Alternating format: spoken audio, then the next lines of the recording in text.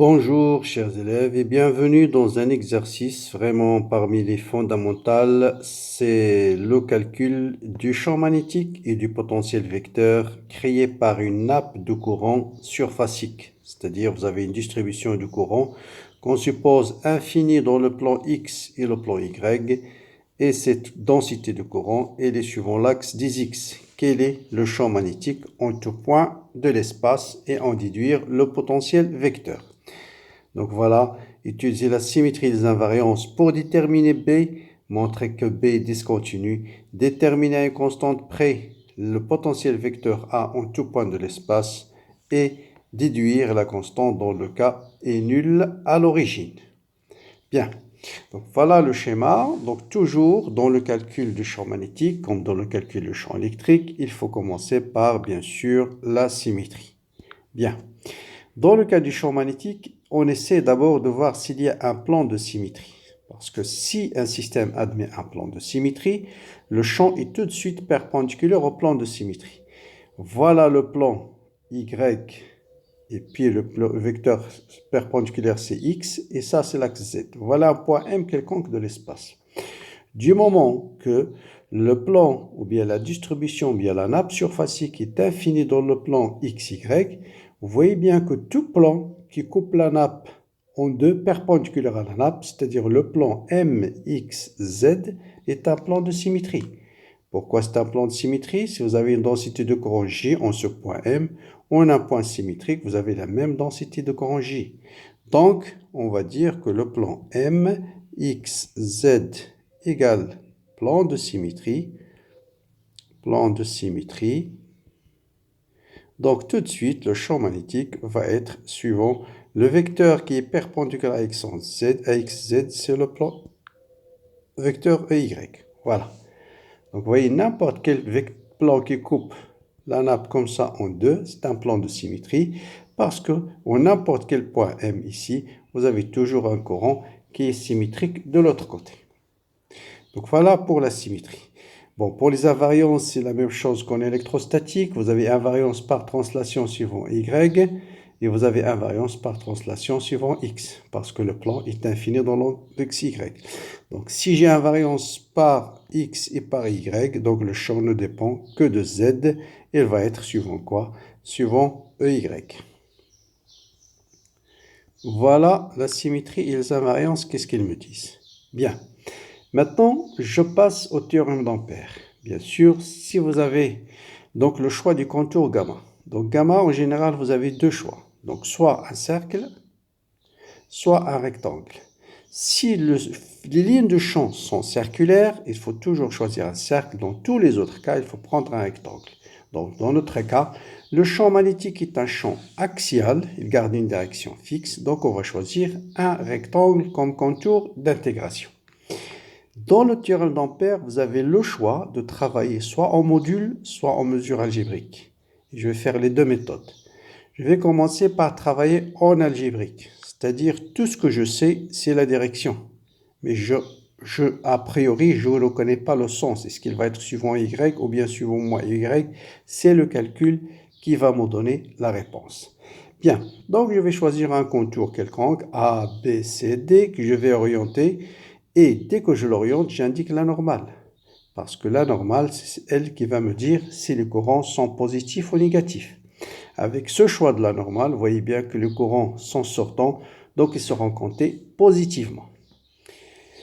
Bien, maintenant, si vous travaillez en algébrique, là, il faut absolument savoir quelle est la symétrie du champ magnétique. C'est-à-dire, j'ai ici tous les points qui se trouvent sur le plan BC et se trouvent à la distance Z. Tous les points qui se trouvent sur la distance AD se trouvent à la distance moins Z. Or, vous savez qu'un pseudo-vecteur, qui est le cas du champ magnétique, se transforme par rapport à un plan de symétrie en son antisymétrique. Un vecteur V, si le vecteur B par exemple il est dans ce sens, dans l'autre cas il va se transformer en son antisymétrie par rapport à un plan de symétrie. Ça c'est pour les pseudo-vecteurs. Donc OXY c'est un plan de symétrie des courants. Donc le champ magnétique va être antisymétrique par rapport à ce plan. Ça veut dire le champ à la position Z va être une fonction impaire, va être moins le champ à la position Z. Donc, je déduis que B à la position moins Z va être égal à moins B à la position Z. Bien. Maintenant, j'applique le théorème d'Ampère. Donc, la circulation suivant A, B, C, D, A est égale à mu0, la sommation du courant. Bon, la circulation suivant AB et suivant CD va être nulle parce que B est perpendiculaire, B suivant Y, la D de L, il est suivant OZ. Donc, il va me rester la circulation suivant BC plus la circulation suivant DA. BC suivant DA. Bien, là, je remplace B par B à la position Z parce que tous les points de la distance BC se trouvent à la même distance Z. Donc là, j'ai B à la position Z qui est suivant Y fois D de L. Par contre, pour DA, tous les points sont à la position moins Z. Donc, ce sera B à la position moins Z, toujours suivant Y, scalaire D de L. Maintenant, pour DA, D de L, c'est D de Y suivant Y. Et pour BC, bien sûr, elle est opposée. Pour BC, vous voyez bien que D de L, elle est opposée à l'axe des Y. Alors que pour DA, D de L, elle est suivant Y. Bien, je remplace EY scalaire EY égale à 1. Puisque B ne dépend que de Z, si j'intègre sur BC, Z est constant, donc B est égal à une constante. La même chose là, B égale à une constante. Et je trouve moins 2L fois B de Z. Bien. C'est quoi la somme de tous ces courants qui traversent ce contour gamma de longueur L? Bien, c'est l'intégrale de J d de S. La sommation du courant I. Je rappelle que pour une densité de courant surfacique, il est défini par un courant par unité de longueur. L'élément de longueur, c'est la longueur qui est perpendiculaire à J. Donc voilà la longueur qui est perpendiculaire à J. Et vous voyez bien ici que cette longueur n'est autre que d de Y. Donc ça, c'est l'intégrale J surfacique fois d de Y. C'est l'intégrale d de I, c'est l'intégrale de J surfacique d de Y. Puisque J surfacique est uniforme, donc ce sera J surfacique fois L. Bien. Maintenant, je remplace et je trouve la valeur de B. Donc, en vecteur, maintenant, si Z est positif, si en vecteur dans le cas général, B de Z, il est suivant, on a dit suivant EY. Voilà. Donc, vous voyez que B à la position Z et B, bien sûr, à la position moins Z, ça sera moins avec moins, ça sera plus, mu0, G surfacique sur 2 suivant EY. Voilà. Donc, pour Z positif, c'est moins mu0 J suivant Y. Pour Z négatif, c'est plus mu0 J suivant Y. Ça vous rappelle le champ créé par un condensateur plan. Donc, pour Z positif, c'est moins, voilà. Et pour Z négatif, c'est plus. Qu'est-ce qui se passe maintenant pour le plan Z égale à 0, c'est-à-dire le plan OXY? Or, pour ce plan, et uniquement pour ce plan, on a OXY est un plan de symétrie. Hein, parce que l'image de chaque courant de ce point-ci lui-même et les deux vecteurs sont symétriques. Si OXY égale à plan de symétrie, donc B va être perpendiculaire, il va être suivant Z. Donc B, on va avoir comme composante 0, 0, B. Il va être suivant OZ.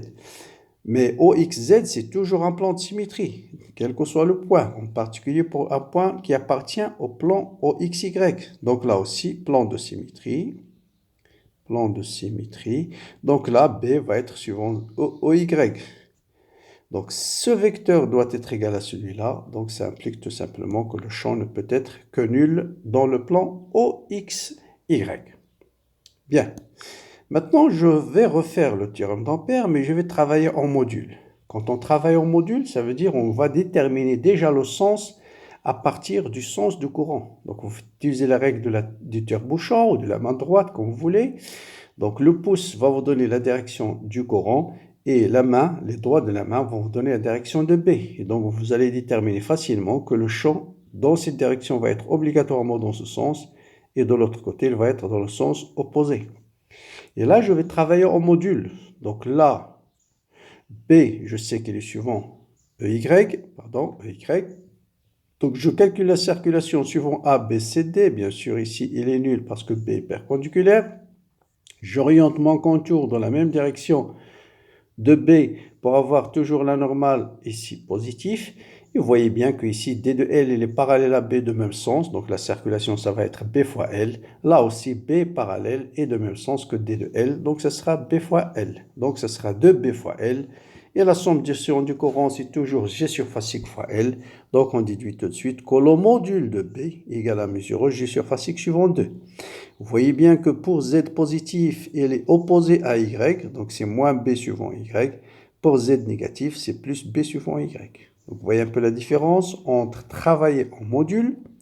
Donc si je travaille en module, je dois déterminer déjà le sens à partir du sens du courant. Et donc je m'intéresse juste au module. Le sens, il est déjà défini par le sens du courant électrique, alors qu'en algébrique, je détermine juste la direction. Le sens, c'est le calcul qui va me le donner. Et c'est plus intéressant, à mon avis, la méthode algébrique. Bien. Question suivante, la discontinuité, ou bien les relations de passage. On sait que pour une distribution de courant surfacique, dans le cas général, je dois avoir B2 tangentiel moins B1 tangentiel est égal à mu0 J surfacique vectoriel N12. C'est valable quel que soit le courant lorsqu'il passe d'un milieu 1 à un milieu 2. Donc voilà la normale dirigée de 1 vers 2. Dans notre cas, la normale 1, 2, c'est suivant OZ. Eh bien, on va essayer de vérifier cette relation. Donc voilà le milieu 1, voilà le milieu 2. Donc vous voyez bien que B2 se réduit à sa composante tangentielle. Il n'a pas de composante normale. D'ailleurs, la composante normale B1 normale égale à B2 normale qui est égale à 0. Donc première condition est vérifiée. Essayons de vérifier la deuxième. Donc on voit que B2 tangentiel c'est moins mu0 G surface X suivant Y, alors que B1 tangentiel, lui, il est mu0 G surface X suivant Y. Et bien, si on calcule B2 tangentiel moins B1 tangentiel, vous voyez bien que c'est moins mu0 G surface X suivant Y. Essayons de calculer maintenant G surface X vectoriel N12. G surface X, c'est G suivant EX. Hein? Vectoriel N12 qui est EZ. Or, EX vectoriel EZ, c'est moins EY. Donc, mu0, je multiplie par mu0, mu0, mu0. Moins mu0, G surface X, il n'y a pas de vecteur bien sûr. Moins mu0, G surface X suivant Y. Et vous voyez bien que je retrouve exactement la même chose. Donc, les relations de passage sont vérifiées et le champ présente une discontinuité. Passons au potentiel vecteur. Donc, pour le potentiel vecteur, c'est un vrai vecteur. Donc, il possède les mêmes règles de symétrie que le champ électrique. Donc, pour déterminer la direction en un point M, essayons de voir s'il y a un plan d'antisymétrie cette fois-ci. Vous voyez bien que le plan qui est perpendiculaire à la nappe de courant, c'est-à-dire le plan MYZ, ce plan-là, hein, MYZ, la nappe elle est là.